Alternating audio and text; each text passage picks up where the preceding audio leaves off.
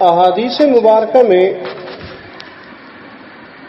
اگر کسی کام کے کرنے پر کوئی وعید ذکر کی گئی ہو تو اسے معمولی سمجھنے کے بجائے اس سے بہت بچنا چاہیے اور اسے ڈرتے رہنا چاہیے کہ خدا نہ خواستہ کہیں یہ وعید واقعی نہ ہو جائے۔ بعض اوقات ایسا ہوتا ہے کہ انسان یا تو اس حدیث شریف کو غیر اہم سمجھ کر یا پھر اس وعید کے وقوع کو محال سمجھ کے وہ کام کر بیٹھتا ہے، نتیجتاً وہ وعید واقع ہو جاتی ہے۔ کتب حدیث میں اور شروحات حدیث میں بہت سے اس قسم کے واقعات ملتے ہیں۔ امام غزالی رحمہ اللہ علیہ نے اپنی کتاب 40 میں تحریر فرمایا ہے۔ آپ فرماتے ہیں مسلمانوں کی شان یہی ہے کہ جس معاملے میں بھی کوئی حدیث وارد ہوئی ہو اس میں بے چوں چراں اقتدا کر لیا کرے۔ مثلا جناب رسول اللہ صلی اللہ علیہ وسلم نے فرمایا کہ ہفتہ اور جمعرات کے دن پچھنے لگوانے سے برس کا اندیشہ ہے۔ ایک محدث نے اس حدیث کو ضعیف کہہ کر قصداً ہفتہ کے دن پچھنے سینگی لگوائی تھی، جس کا نتیجہ یہ ہوا کہ برس میں مبتلا ہو گیا۔ چند روز بعد ایک رات جناب رسول اللہ صلی اللہ علیہ وسلم کی زیارت سے مشرف ہوئے اور مرض کی شکایت کرنے لگے تو اللہ کے محبوب پیغمبر صلی اللہ علیہ وسلم نے فرمایا تم نے جیسا کیا ہے ویسا بھگتو۔ ہفتہ کے دن تم نے یہ کام کیوں کیا؟ تو انہوں نے عرض کی یا رسول اللہ اس حدیث کا راوی ضعیف تھا، آپ نے فرمایا حدیث تو میری نقل کرتا تھا نا۔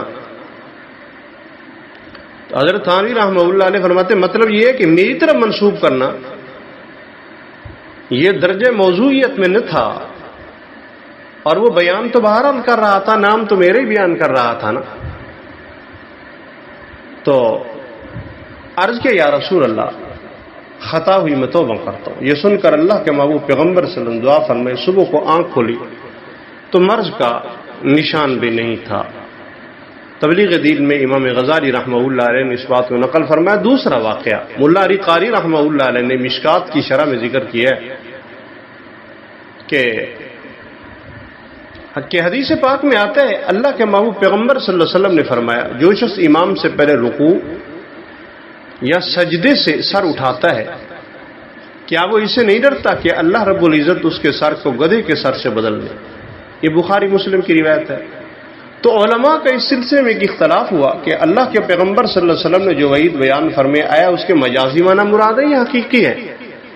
اگر مجازی معنی مراد نے تو مطلب ہوگا کہ ایسا کرنے کا نتیجہ یہ ہوگا کہ اللہ تعالیٰ گدھے جیسی صفات اس میں پیدا فرما دیں گے، یعنی جیسے گدھا نہایت بے وقوف ویسے یہ شخص بھی بے وقوف ہو جائے گا۔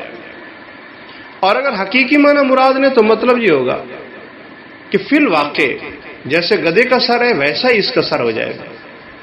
لیکن بعض علماء نے مجازی معنی کو ترجیح دی، بعض نے حقیقی معنی کو۔ حقیقی معنی کی تائید میں ملا علی قاری رحمہ اللہ علیہ نے حنفی نے یہ واقعہ درج کیا ہے۔ ایک محدث دمشق کے ایک مشہور شیخ سے علم حدیث حاصل کرنے کے لیے دمشق تشریف لے گئے، وہاں جا کر ان سے مکمل طور پہ علم حدیث حاصل کیا۔ وہ دمشقی شیخ اپنے اور شاگرد کے درمیان پردہ لٹکائے رکھتے تھے جس کی وجہ سے شاگرد شیخ کا چہرہ نہ دیکھ سکتے تھے۔ جب انہیں شیخ کے پاس رہتے ہوئے طویل عرصہ گزر گیا اور شیخ نے بھی محسوس کر لیا کہ یہ علم حدیث کے بہت شائق ہیں، شوق رکھنے والے ہیں، تو انہوں نے درمیان سے پردہ ہٹا دیا۔ تو شاگرد کیا دیکھتے ہیں کہ شیخ کا چہرہ بالکل ایسا ہے جیسے گدھے کا ہوتا ہے۔ شیخ نے فرمایا احذر یا بنی ان تسبق الامام، بیٹا رکوع یا سجدے میں امام پر سبقت لے جانے سے بچتے رہنا، یعنی نہ امام سے پہلے جانا نہ امام سے پہلے اٹھنا۔ تو ساتھ کہا میرے ساتھ یہ قصہ پیش آیا کہ جب وعید والی حدیث میرے سامنے سے گزری تو مجھے اس کا وقوع بہت بعید معلوم ہوا، تو میں نے امتحاناً امام پر سبقت لے جانے کی کوشش کی اور میں نے سبقت کر لی، جس کا نتیجہ یہ ہوا کہ میرا چہرہ گدھے کے چہرے سے بدل گیا، جیسا کہ تم دیکھ رہے ہو۔ ملا علی قاری رحمہ اللہ علیہ نے مرقات شرح مشکات میں اس واقعہ کو نقل فرمایا۔ معلوم ہوتا ہے اللہ کے پیغمبر صلی اللہ علیہ وسلم کے فرامین کو معمولی نہیں سمجھنا چاہیے، بہت ہی اہمیت کے حامل ہوتے ہیں۔